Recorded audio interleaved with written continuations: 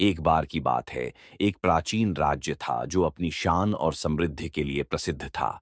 उस राज्य के राजा का नाम महाराज विक्रमादित्य था।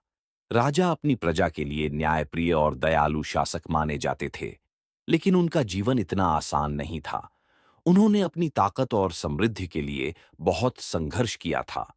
महाराज विक्रमादित्य अपने राज दरबार में एक नीति अपनाते थे कि प्रजा की हर समस्या को वे स्वयं सुनेंगे।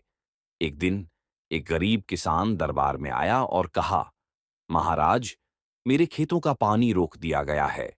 मुझे लगता है किसी बड़े जमींदार ने यह काम किया है।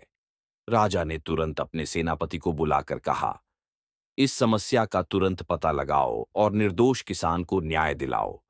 सेनापति अपनी सेना के साथ उस जगह गया और देखा कि एक अमीर जमींदार ने अपने बड़े बांध बनाकर सभी के पानी का रास्ता रोक दिया था।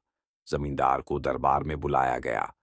दरबार के सामने जमींदार ने अपने पाप को कबूल कर लिया, लेकिन उसने कहा, महाराज, मैंने यह अपनी जरूरत के लिए किया है। राजा ने सोचा और कहा, तुम्हारी जरूरत समझता हूं, लेकिन प्रजा की जरूरत तुम्हारी जरूरत से ऊपर है। राजा ने उस जमींदार को पानी का रास्ता खोलने का आदेश दिया और उस पर जुर्माना लगाया, जिसका पैसा गरीब किसानों की मदद के लिए उपयोग किया गया।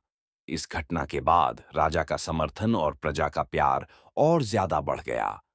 राजा विक्रमादित्य का नाम इतिहास में एक न्यायप्रिय राजा के रूप में अमर हो गया। ये थी महाराज विक्रमादित्य की कहानी, जो हमेशा याद दिलाती है कि एक सच्चा राजा वही है जो अपनी प्रजा के दुख और सुख को अपना समझे।